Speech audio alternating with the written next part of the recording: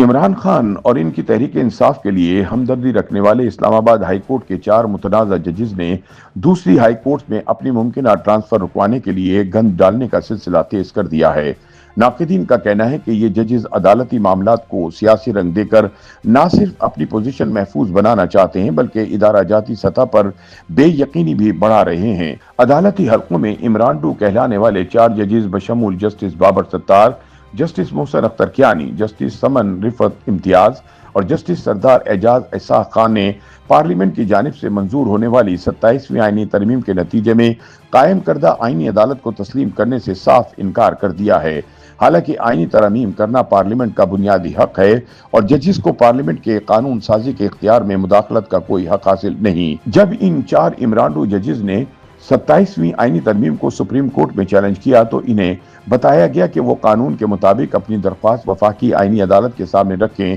جو کہ تمام آئینی اور سیاسی تنازعات طے کرنے کے لیے بنائی گئی ہے، لیکن ججز نے موقف اختیار کیا کہ وہ آئینی عدالت کے وجود کو تسلیم نہیں کرتے اور اسے غیر آئینی قرار دے کر مسترد کر چکے ہیں۔ ان کا کہنا تھا کہ 26ویں آئینی ترمیم سے شروع ہونے والی منظم عدالتی نسبندی 27ویں ترمیم کے ذریعے اپنے آخری مراحل میں داخل ہو چکی ہے۔ تاہم سپریم کورٹ کے رجسٹرار نے واضح کیا کہ اب کوئی بھی آئینی تنازع سپریم کورٹ نہیں بلکہ فیڈرل آئینی کورٹ ہی طے کرے گی اور سب کو نئے قائم شدہ آئینی ڈھانچے کے ساتھ ہی آگے بڑھنا ہوگا۔ اندر کی خبر رکھنے والوں کا کہنا ہے کہ اسلام آباد ہائی کورٹ کے 4 ججز کو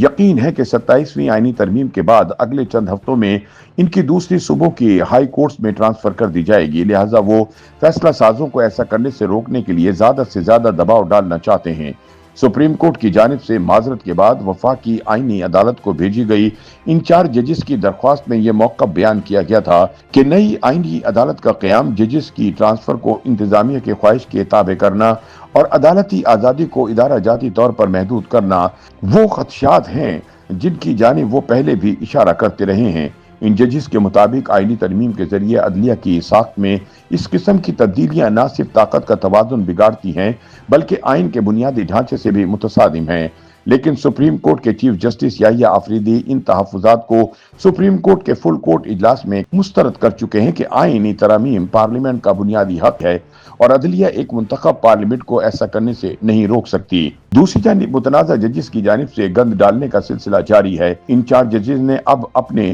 5ویں ساتھی جج کو ساتھ ملا کر ایک اور درخواست داخل کی ہے جس میں انہوں نے اس امر کو چیلنج کیا کہ ان کی انٹرا کورٹ اپیل جس میں 3 ججز کی اسلام آباد منتقلی کو غیر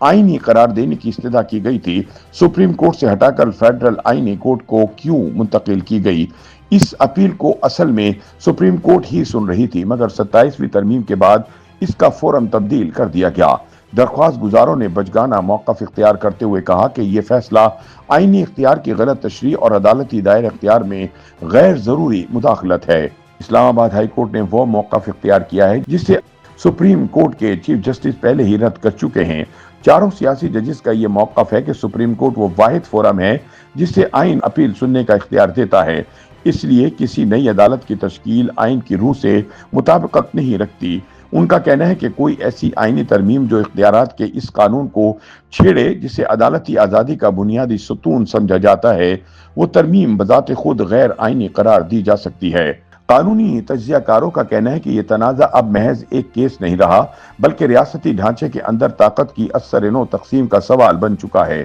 اگر فیڈرل آئینی کورٹ اپنے قیام کے بعد پہلی بڑی آزمائش میں کامیاب ہو جاتی ہے اور ججز کے یہ اعتراضات رد کر دیتی ہے تو یہ پاکستان کے عدالتی نظام میں ایک نئے دور کی شروعات ہوگی، لیکن اگر یہ عدالت اپنے ہی دائرہ اختیار پر فیصلہ کرنے میں مشکلات محسوس کرتی ہے تو اس سے پارلیمنٹ کے اختیار پر بھی سوال اٹھ سکتے ہیں۔ بتایا جا رہا ہے کہ آئینی عدالت کے روبرو یہ مقدمہ پہلے اس بات پر سنا جائے گا کہ آیا اسے اس اپیل کی سماعت کا اختیار ہے بھی یا نہیں۔ یہ مرحلہ خود اس عدالت کی وجودی جواز کی پہلی کسوٹی ہوگا۔ ادھر سپریم کورٹ میں بھی اس معاملے پر رائے منقسم دکھائی دیتی ہے جس کے باعث ادارہ جاتی الجھنیں مزید بڑھنے کا خدشہ ہے۔ مبصرین کے مطابق آنے والے چند ہفتے فیصلہ کن ہوں گے، یا تو پارلیمنٹ کی جانب سے متعین کردہ نیا عدالتی ڈھانچہ پوری طاقت کے ساتھ کھڑا ہو جائے گا یا پھر اعلیٰ عدلیہ کے اندرونی مزاحمت اسے ایک بڑے آئینی بحران کی طرف دھکیل دے گی۔ موجودہ صورتحال میں سب سے اہم سوال یہی ہے کہ پاکستان میں آئینی تشریح کا حتمی اختیار آخر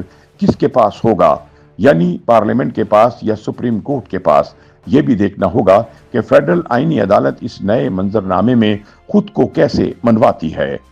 YouTube पर गूगली न्यूज देखने के लिए youtube.com की सर्च बार में गूगली न्यूज टीवी टाइप करें। गूगली न्यूज के पेज पर सुर्ख रंग के सब्सक्रिप्शन वाले बटन पर क्लिक करना ना भूलिए। YouTube पेज पर अपलोड होने वाली वीडियोस से बाखबर रहने के लिए बेल आइकन पर क्लिक कीजिए। आपको हर नई वीडियो के बारे में नोटिफिकेशन मौसूल हो जाएगा।